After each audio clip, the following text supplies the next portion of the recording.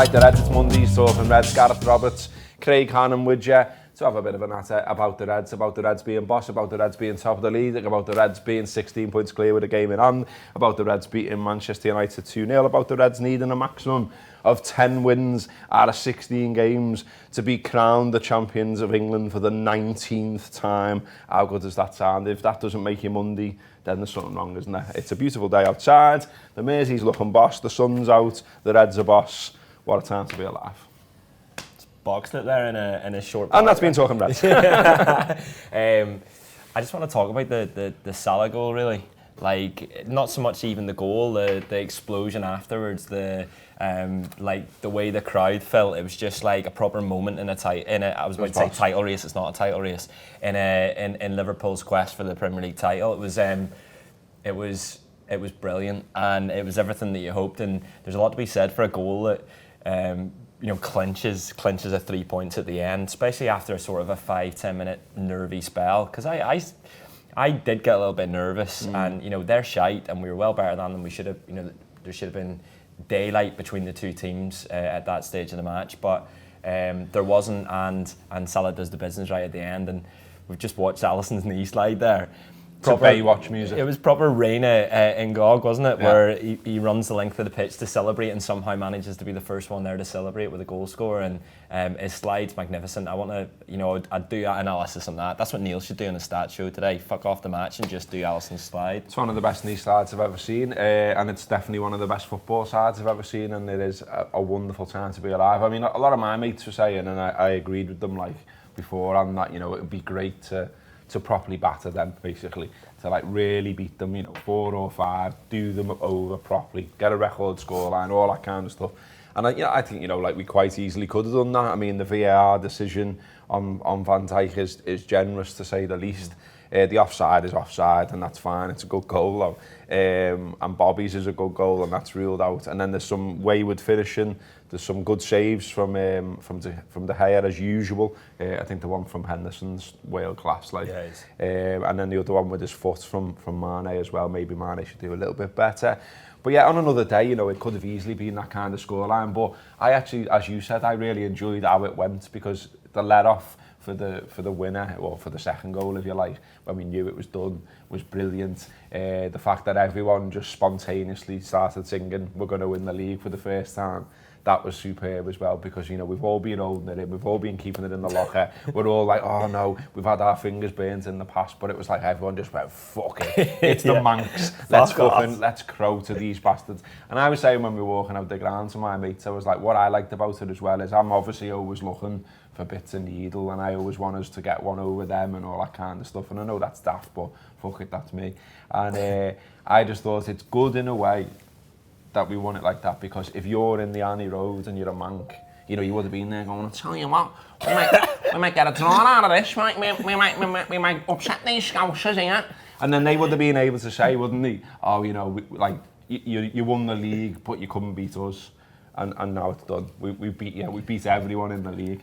And they had to watch it as well. They stayed for it, because they thought they might get a draw. And then, Alisson and Mo had other ideas, and he puts that away brilliant. And also it's the thing off the back for Mo as well now about, he doesn't perform against Manchester United and all that.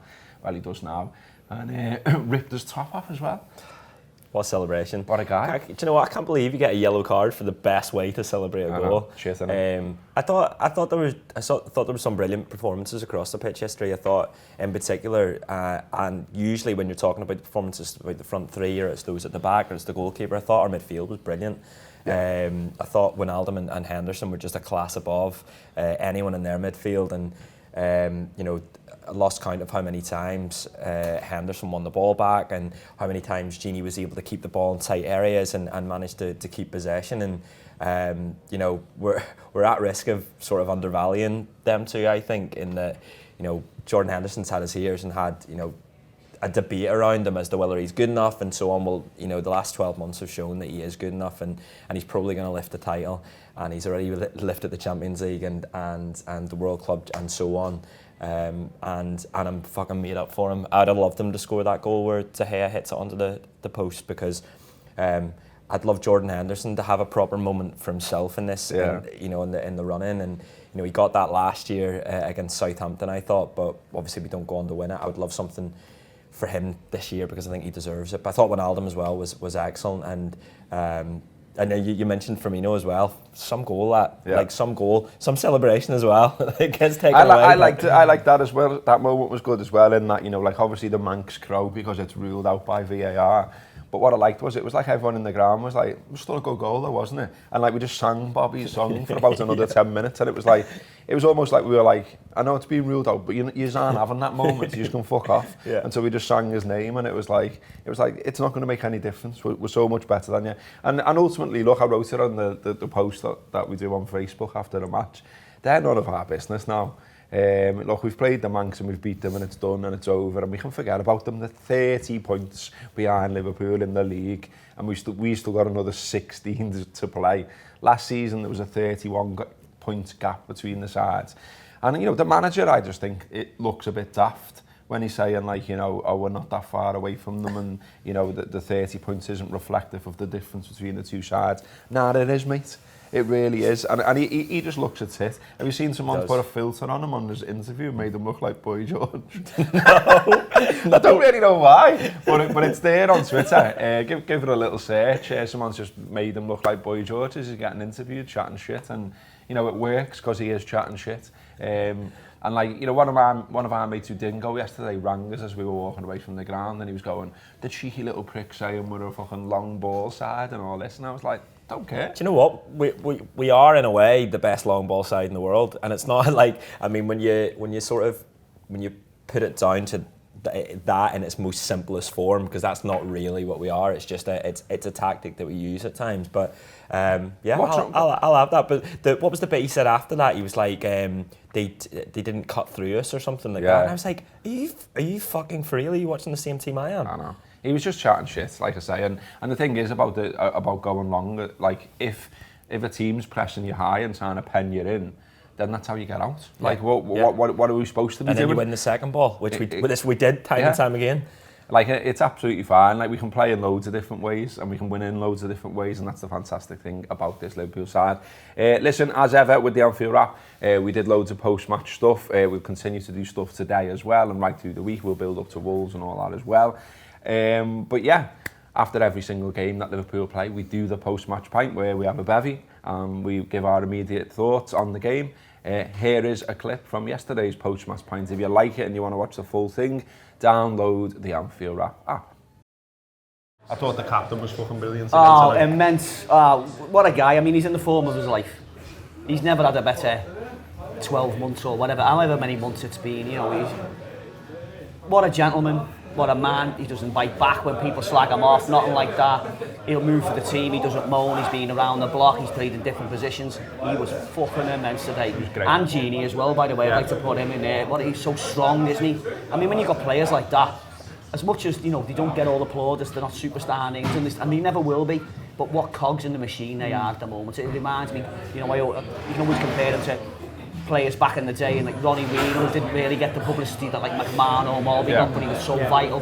Steve Nicol was, looked at more favourably later because he was so good and no one really replaced him. But at the time, people were like complacent. Just absolutely the definition of team players, the definition of outstanding ability, great attitudes, nothing gets them down, keeps going, perfect. And going back, Jordan Henderson.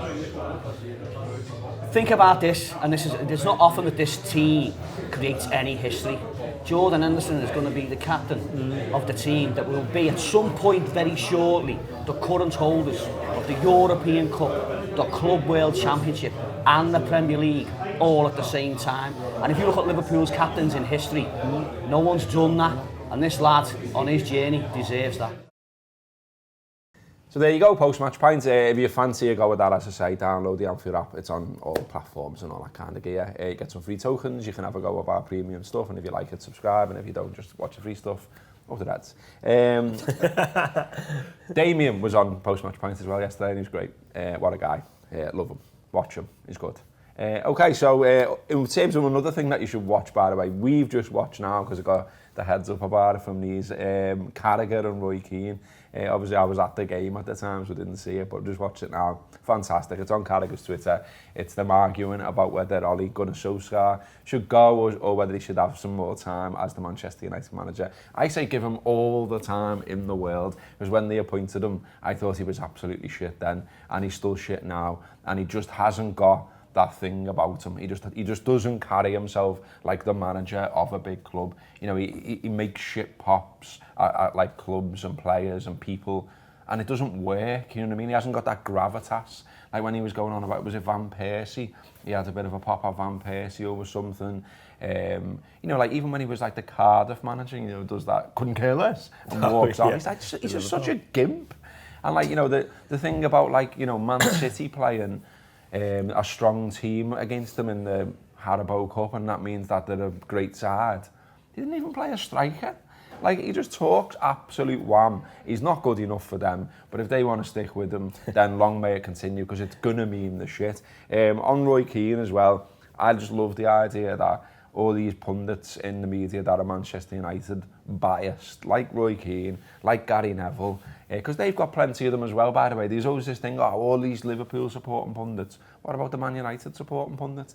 And they're having to say nice things about Liverpool, and it's fucking great. Like yesterday, Roy Keane said, beast of a player, beast of a man, my goodness, what a player. And he was talking about Virgil van Dijk. And it's just great that, A, we get to watch Liverpool. We get to watch Liverpool win all the time as well.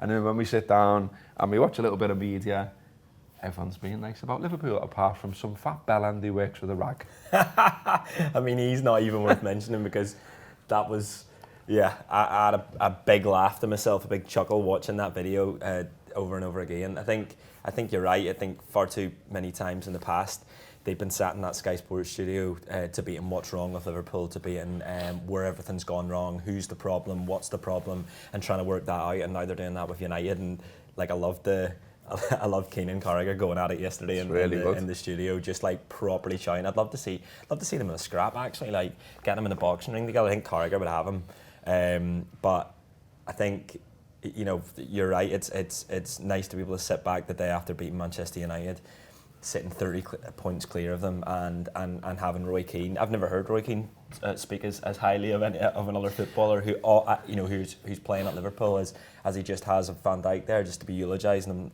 over him like that.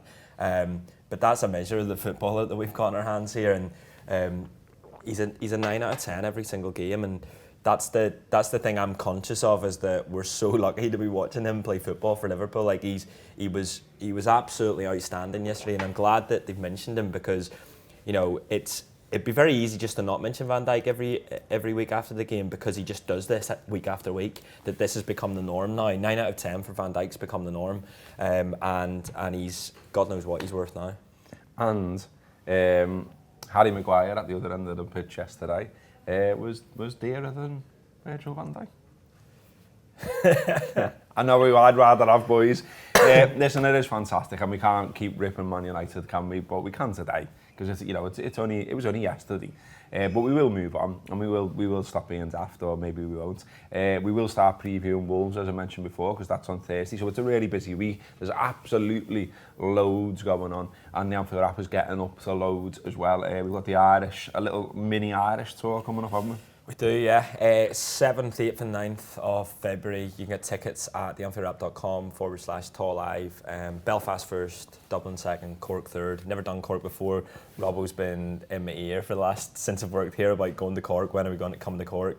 And we've had numerous people at the live shows in Ireland saying about going to Cork who had travelled to the Dublin shows in the past. So get on those. We'll also have some American dates coming up as well. We can talk about them now, just tickets aren't available yet. We're going to be doing, North Americans, we're going to be doing Toronto, Boston, New York, Austin, Atlanta and Delaware. So they'll be in March, the international break over March, so that's exciting as well. Tickets will be available from the same places, theanfieldapp.com/tall live. And we're going to basketball? We're trying to go to the Raptors versus the Lakers on our first night. Be good, won't it? Yeah. It's a 6-date tour, but then the only night we've got where there isn't anything going on pretty much is the first night we get to Toronto. So we're trying to sort some basketball out. LeBron playing. So yeah, hook us up if anyone knows how to get tickets. Yeah, or if you're watching LeBron, you know, some boxes for a couple of spares there, lads. Nice one. Anyway, that'll do us, I think, for Talking Reds for today. We will be back tomorrow as ever, every weekday. We do this show on YouTube. Hope you're enjoying it. Hope you're enjoying everything we do. Get behind it, read it, watch it, listen to it. But the fucking Reds were fucking great, aren't we?